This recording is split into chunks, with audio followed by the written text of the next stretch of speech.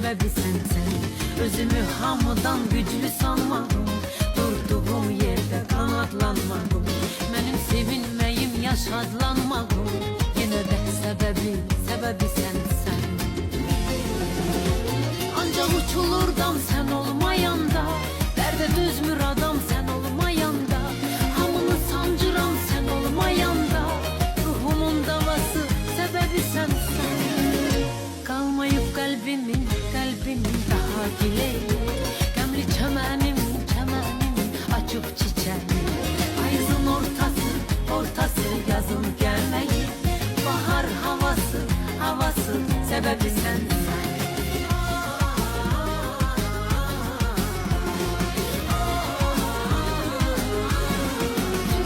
Yine ucadadır yeri tahtımın, kızıl devranıdır indi vaktimin.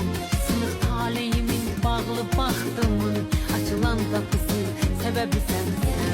Yine ucadadır yeri tahtımın, kızıl devranıdır indi vaktimin. Sınıf taleyimin bağlı bahtımın, açılan kapısı sebebi sensen. Ancak uçulurdam sen olmayanda, derde düz müradam sen olmayanda, hamını sancıram sen olmayanda, delinin davası sebebi sensen.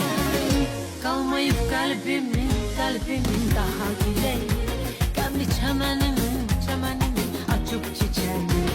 Ayızın ortası yazın gelmeyi, bahar havası sebebi sensin.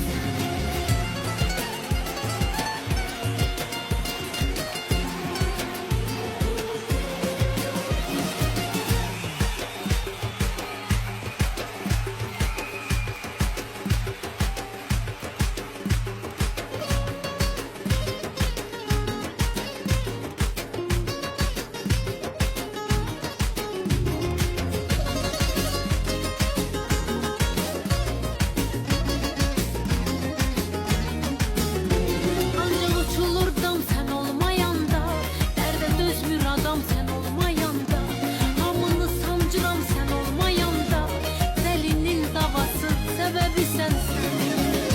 Kalmayıp kalbimin